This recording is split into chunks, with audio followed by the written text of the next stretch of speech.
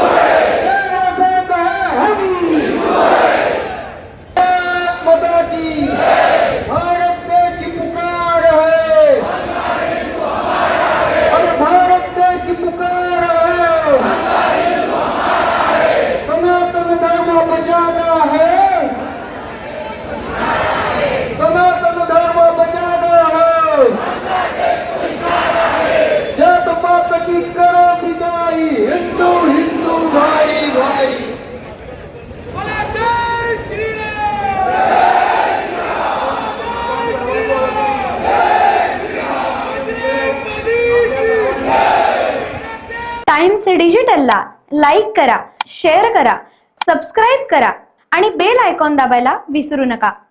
Times digital.